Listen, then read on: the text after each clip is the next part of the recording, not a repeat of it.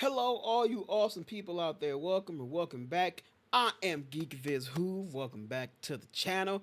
And we are continuing on with our Oscars march here in this video.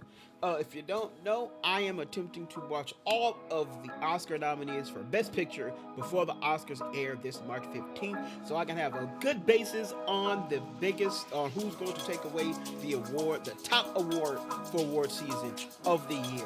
So I'm trying to watch all of them. I've already watched Sinners. We watched that when it first came out, so we already had a impression of that. But then we recently watched One Battle After Another, so if you're interested in what my thoughts are on that movie, you can go ahead and check that out. But today we are checking out Sentimental Value.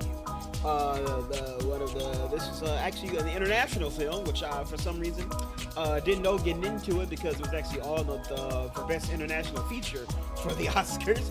But hey, that's what we do. We don't discriminate. We check out the international films too. So that's what we are doing here.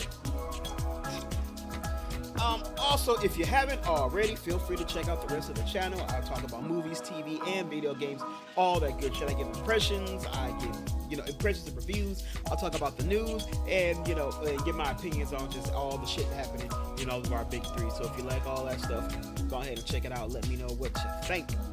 But we're going to get to that. Like I mentioned in the One Battle After Another one, we got a lot of movies to watch, so these ones are probably going to be a bit shorter than my usual I Just Watched ones.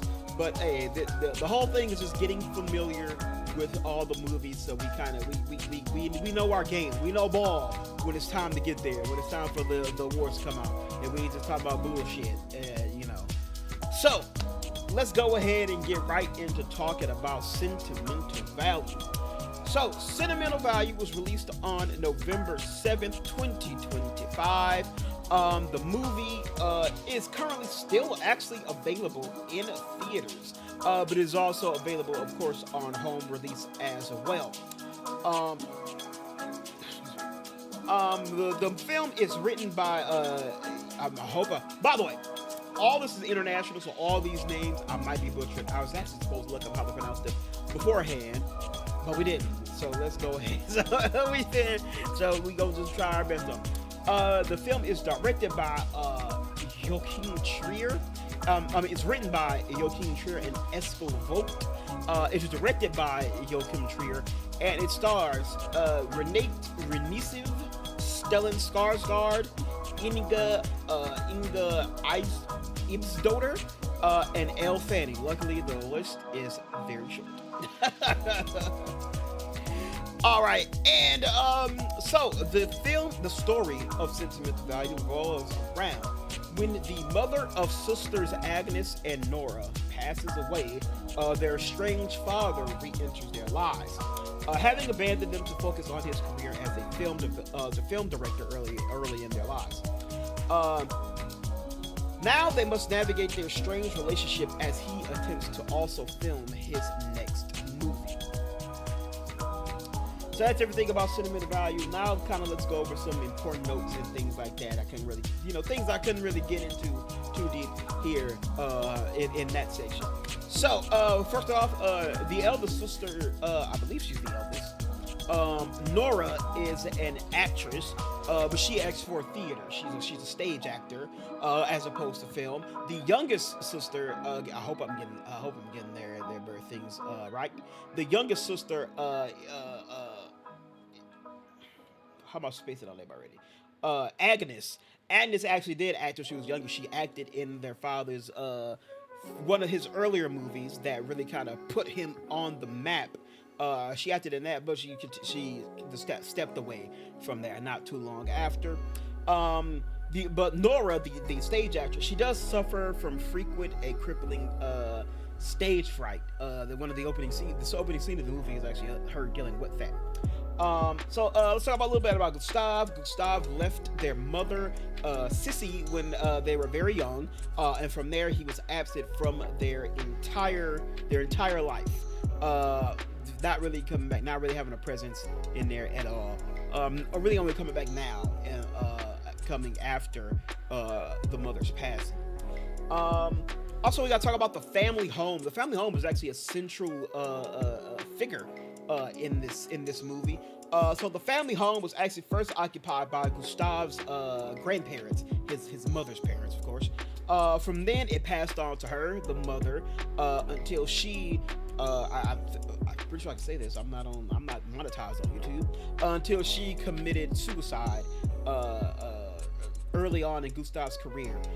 When she passed, the house then went to Gustave's aunt, where he frequently visited while he was growing up.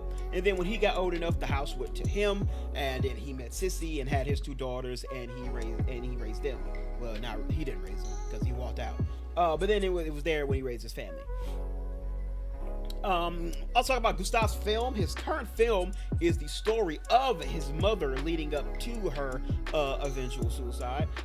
Eventually, it's learned that it also kind of reflects issues of Nora, because she had gone through very similar issues. He initially does want Nora to star in the film, but she turns it down. And he then ends up bringing in the American actress Rachel Kemp to fill, and Kemp was played by Elle Fanning in there. So that's kind of the important elements. That's everything I've written. I believe that's about everything. So let's talk about what I liked. What I liked in this movie: the cinematography. All of the cinematography in this movie was great. The lighting of the film, just amazing. It was very sharp, yet kind of muted, if that makes sense. It's kind of the same with the colors. Like it wasn't really a vibrant, poppy movie. A lot of muted colors, a lot of just like kind of blacks, dull blues, muted greens, dark greens. A lot of that. The brightest, kind of more striking color more came into like the set and the background. The stage had a very dark but sharp blue. The house was like a crimson red. You can see it right here. The house was like a crimson red. So those are like most of like the striking colors came from like the outside, the exterior settings and things like that. But in terms of like colors and shit for the actual film, it was actually pretty muted, but it still looked good. It still just looked very clean, very professional, and I really like that in this movie. The sound design in this movie was great. Like there's a lot of scenes of just like a lot of things where like there's a lot of people gathered around. There's the wake after the mother's passing. All of the dope sound cues where we see Nora performing on stage. All of the dope sound coming from there. Like they'll have backstage shots, and you'll hear the sounds from the stage, but it sounds like it's in a separate, very enclosed room. It sounds really nice. There's a scene where I think the director is coming to retrieve Nora as she's having like one of her when she's having one of her little stage fright spells, and he's speaking to her through the door. And as a sound guy, I could immediately tell like the boom mic was inside the room as opposed to outside of it. It kind of had to be because it was a very wide distant shot from outside the room. But I could tell the boom was inside the room as opposed to outside it, because it gave this very roomy thing. Again, even though we're seeing it from the outside, we're hearing things from Nora's perspective. And it kind of does reflect just this very booming, roomy voice. I think to kind of more reflect the stage fright she's had, to make everything seem a little bit bigger than what it actually was. So I thought that was pretty cool. The music in here was really good too. There's not too many moments where the music is really meant to like cut in and sort of take attention away. But in the small moments that it does, I think it's handled very, very well. And then another thing I liked about this is the house as a character, and also the narrator of the film as well. At the start of the movie, there's this monologue, this voiceover dialogue that happens, and it talks about a kid given an assignment where like they have to speak from the perspective of an object, and for their assignment they pick the house, so they speak from the perspective of the house, and the house then becomes the narrator of the movie. Like I said, I gave the history of the house, and it does become a central figure and almost damn near a central character in this movie, as well as all of the other characters in here as well. So I really like that. Also, it also plays a very small, it's not like a major point of the film, but it's a very small one. How ownership of the house comes along. The dad owns the house when he comes back. There's, one daughter is very willing to give it up. She even speaks like, yeah, because she has a family. She has a husband and a son, the younger sister, and she's like, yeah, I could have took the house, but like I sided against it. We also didn't really have the money to really kind of keep it and hold on to it. The older sister, she's very also the sisters have two different dynamics with the dad. I'm kind of going on a tangent, but the younger one is a little bit more accepting of them, more willing to kind of let them in. And then the other one, Nora, is very aggressive to him. She's very resentful of him walking out. They both are resentful, but she's more openly hostile to him than I keep getting ready to call her Igna. That's the actress's name. Agnes. She's a little bit more open and calming, and willing to try to let him in a little bit more. And also Gustav actually wants to film in the house for his movie, so the house actually does have some little moments, some importance in the movie as well, and I kind of like that too. So that's everything I liked about the film. Now let's kind of talk about everything I didn't like about the movie. And honestly, there's not really too much. I will say the one thing I didn't like was the climax and the resolution. It just didn't really hit for me. This movie does make a point of dealing with just generational trauma and just kind of how children sort of inherit these negative things from their parents, and then they kind of unknowingly pass it down to their kids, and I do like that. I just feel like in this movie they didn't really kind of address it or even try to like heal from it. They kind of just moved past. They just kind of came to an understanding and moved past it.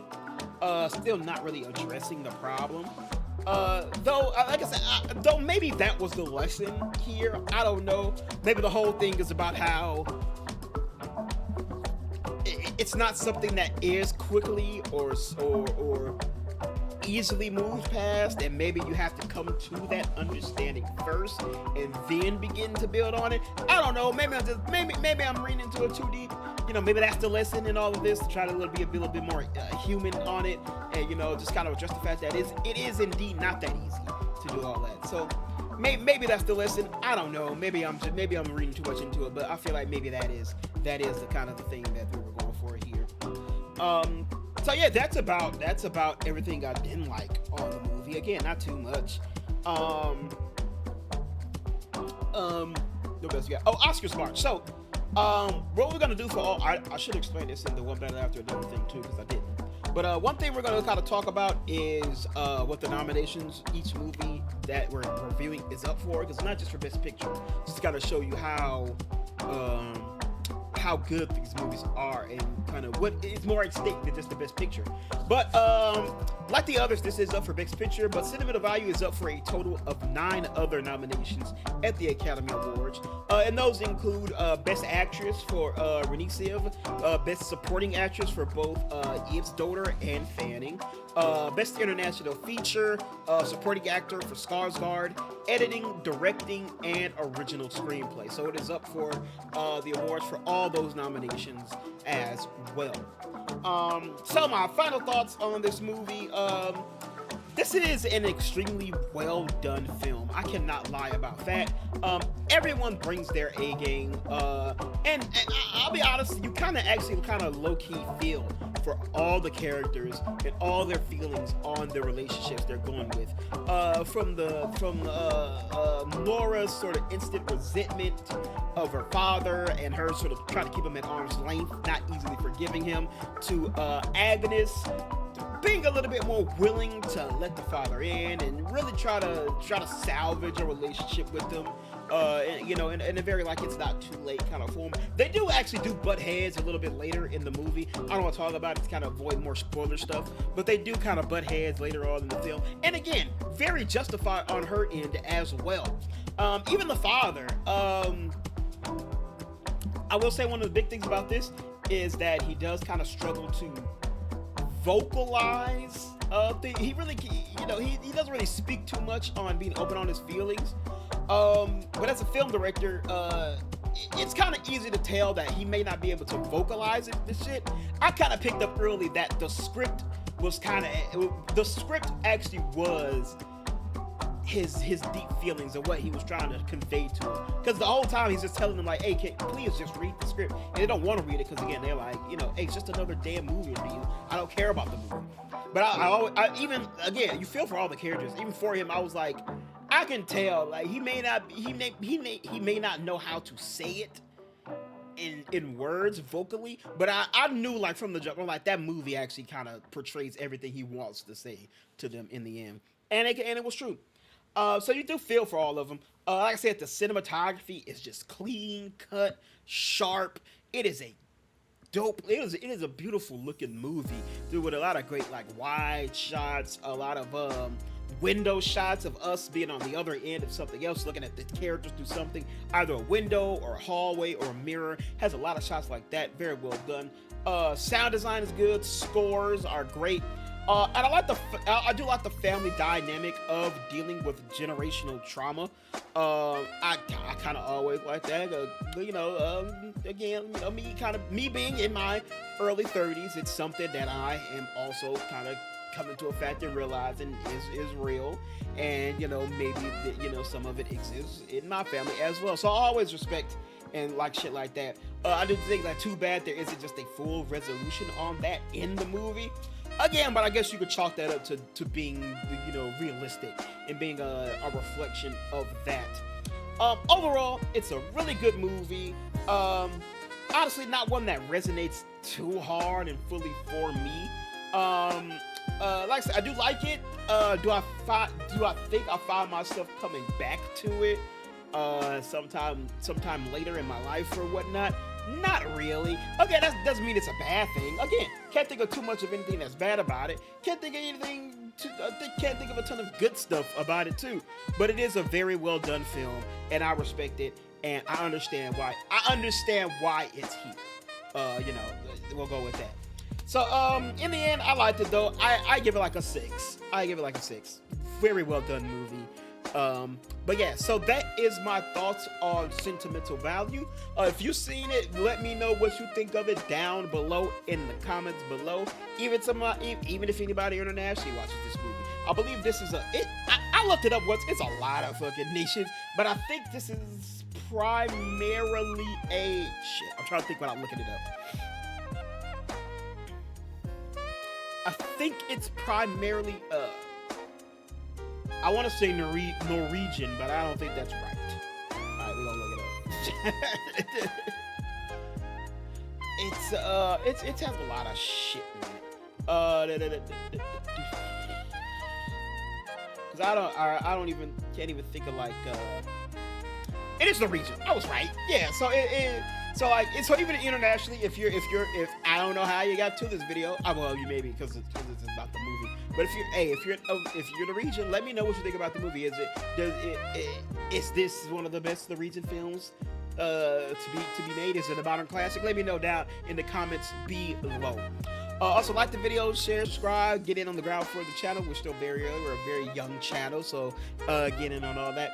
But anyway, yeah, so that's Sentimental Value. So that is 3 movies down. We still got quite a few to go.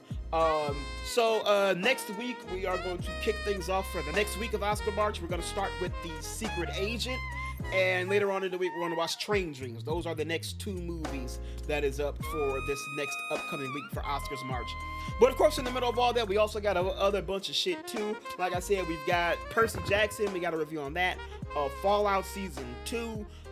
Paradise is coming at the end of the week. We got that. Wonder Man, we're gonna finish up pretty damn soon. I think I only got like 4 episodes left in that, so we're gonna march through those. Yeah, so be ready for all of those. We got a lot of TV to go through here. Good thing, because there's a big break in games and movies right now too, so I can focus on that. But yeah, so if you're interested in all that, subscribe to the channel. Be on the lookout because we're gonna go over all those as well. So that is it for me here today. Thank you all so much for watching. I very much do appreciate it. And until next time, everybody, always remember to stay watching, to stay playing, to stay awesome, and of course, most importantly, to stay safe out there. All right. Until next time, everybody, I'll speak to you all later.